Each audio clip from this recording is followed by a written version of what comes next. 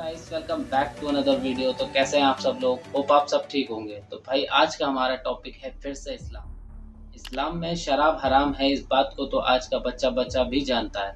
क्या आपको ये मालूम है कि हमारे नबी सल्लल्लाहु अलैहि वसल्लम के टाइम पर ये शराब हराम थी या नहीं?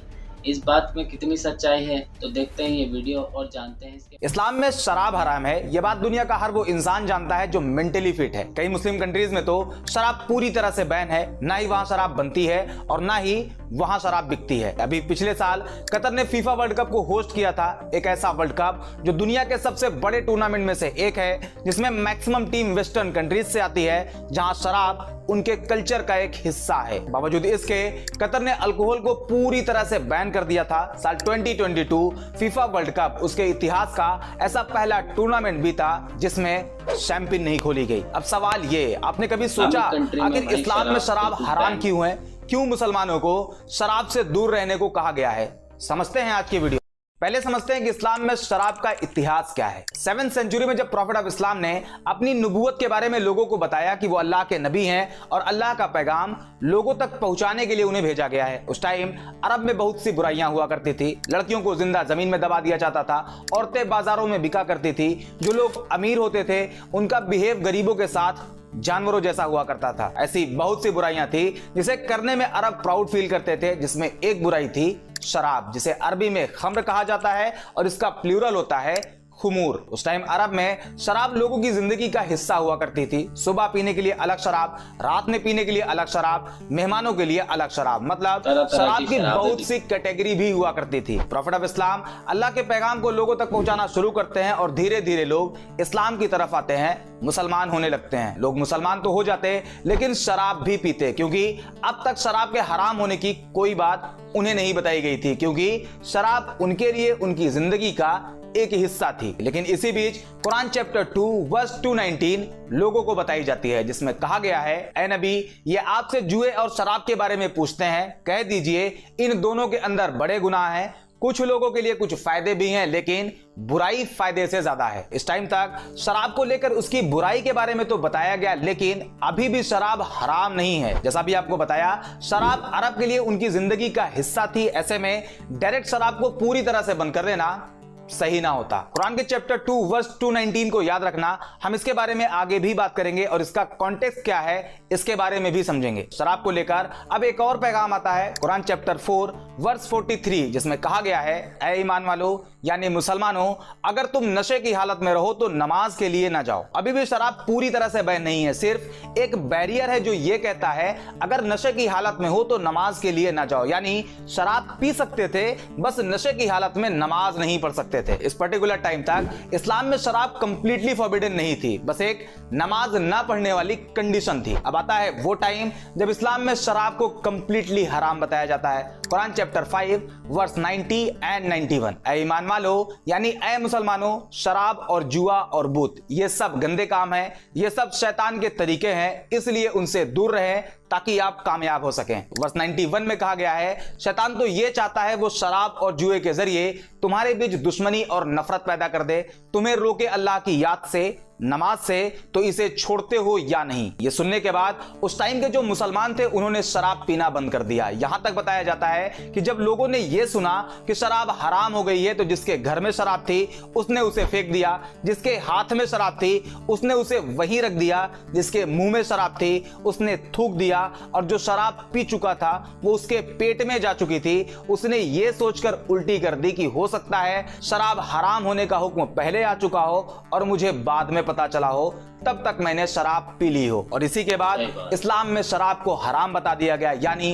अब कोई भी मुसलमान शराब नहीं पी सकता है। लेकिन अभी भी एक चीज थी जो पी जा रही थी। प्रॉफिट ऑफ इस्लाम के टाइम में भी उसे पिया गया, फर्स्ट कैलिफ अबू बकर के टाइम पर भी उसे पिया गया, लेकिन अब आता है सेकंड कैलिफ हजरत उमर का टाइम। इस्लामिक सोल्जर्स जब जंग के लिए निकलते तो उस टाइम पानी की कमी होती थी। ऐसे में उन्हें एनर्जी मिल सके उसके लिए एक चीज पिलाई जाती थी जिसे अरबी में नबीद यानी तिला कहा जाता था। यह वही चीज है जिसे इंडियन सब कॉन्टिनेंट में ताड़ी कहते हैं, जो कि ताड़ के पेड़ से निकलता है। दोनों में फर्क बस इतना है कि यहाँ ताड़ के पेड़ से बनाया जाता है, जबकि अरब में खजूर और अंगूर से बनाया जाता था। ये जो नबीद होता है यानी ताड़ी, इसकी खासियत यह है कि इसमें नशा नहीं होता, लेकिन एनर्जी होती है। प्रॉब्लम यह है कि जब इसे और ज्यादा पका दिया जाता है तो इसमें नशा आ जाता है, जो कि इस्लाम में ऑलरेडी हराम है। इसी वजह से सेकंड कैलिफ हजरत उमर ने नबीद पर भी बैन लगा दिया। वो ये नहीं चाहते थे कि मुसलमान ऐसी किसी भी तरह की चीज इस्तेमाल करें जिसमें नशा होने का खतरा हो। अब तक आप ये समझ गए कि शराब को इस्लाम में हराम बताया गया है। यह बात कुरान से प्रूव होती है, लेकिन सवाल अभी भी वही है, इस्लाम में शराब को हराम बताया क्यों गया है? तो इसका जवाब बहुत आसान है। इस्लाम में कहा गया है शराब सभी बुराइयों की मां है। अब इसका क्या मतलब है? आपको एक चीज याद रखने के लिए कहा था, कुरान चैप्टर 2 वर्स 291, जिसमें कहा गया है शराब में फायदे से ज्यादा नुकसान है। कैसे? आइए समझते हैं। पहले बात करते हैं इससे होने वाले नुकसान के बारे में। Number 1, health implication. शराब पीने की वजह से कई तरह की खतरनाक बीमारी होने का खतरा कई गुना बढ़ जाता है, जैसे कि लीवर डिजीज जिसमें फैटी लीवर, अल्कोहलिक हेपेटाइटिस जैसी बीमारी, कैंसर जिसमें mouth cancer, liver cancer, breast cancer का खतरा, कार्डियोवैस्कुलर डिजीज इसमें high blood pressure, stroke and other cardiovascular issues. इसके अलावा brain health, digestive problem, immune system dysfunction, mental health issues जैसी कई खतरनाक बीमारियों का खतरा। एक रिपोर्ट के अकॉर्डिंग हर साल करीब 20 लाख लोगों की मौत सिर्फ लीवर डिजीज की वजह से होती है। दुनिया में जब 25 लोगों की मौत होती है तो उसमें एक मौत की वजह लीवर होती है, जिसका common reason hepatitis, alcohol and fatty liver होता है। Number 2, accident. Goa medical college की तरफ से करी गई एक स्टडी में पता चला कि सिर्फ इंडिया में जो रोड एक्सीडेंट होते हैं उसमें 12.7% डेथ सिर्फ अल्कोहल की वजह से होती है। इसके अलावा बर्थ डिफेक्ट्स, एडिक्शन एंड सबसे खतरनाक सोसाइटल इंपैक्ट एंड क्राइम। और इसे हम 2 पार्ट में डिवाइड करके समझते हैं। पहला वायलेंस, दूसरा फैमिली इश्यूज। पहले बात वायलेंस की। अगर आप न्यूज देखते हो, न्यूज़पेपर पढ़ते हो, तो ऐसा कोई दिन नहीं बीतता जिस दिन शराब की वजह से वायलेंस की खबरें ना हो। पिछले 2 से 3 दिन की कुछ अपडेट्स आपको दिखाता हूं। अधेड़ ने शराब के नशे में लगाई फांसी। नशे में बेटे ने कर दी मां की हत्या।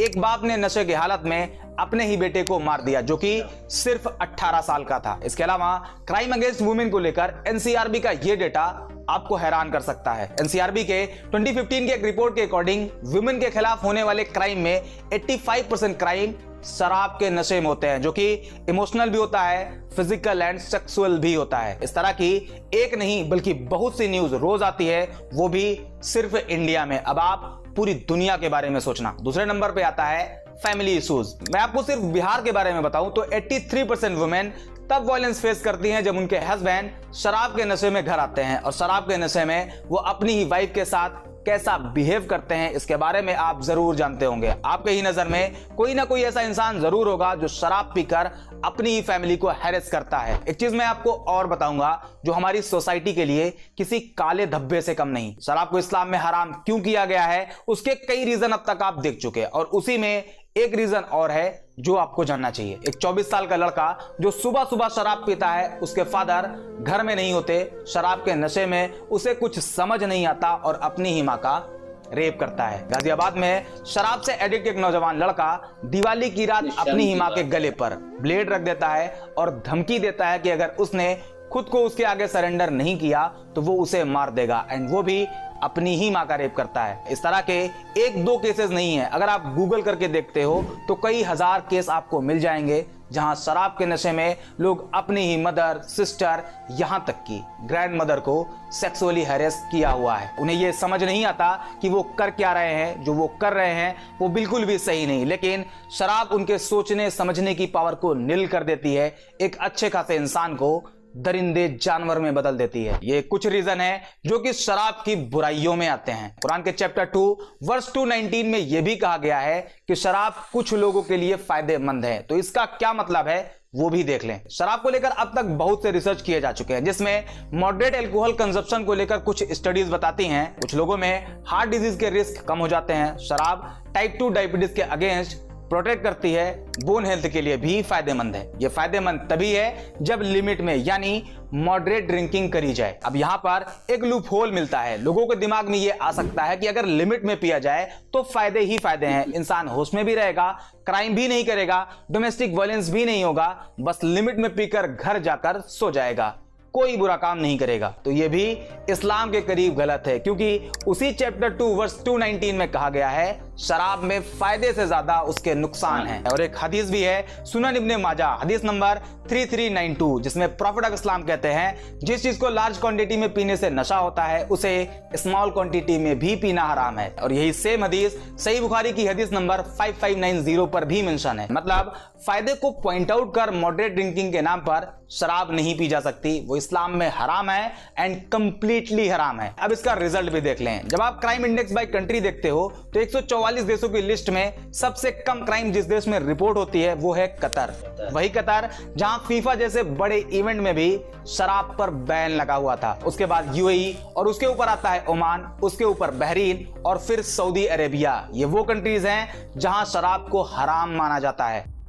शराब पीने से कितने नुकसान होते हैं ये तो आपने न्यूज़पेपर में देखा ही होगा। किसी का रेप, आए दिन किसी का एक्सीडेंट, कहीं क्राइम, ये सिर्फ ड्रिंक की वजह से है, ये अल्कोहल की वजह से। इसमें कितना नुकसान है ये तो आपने जान लिया।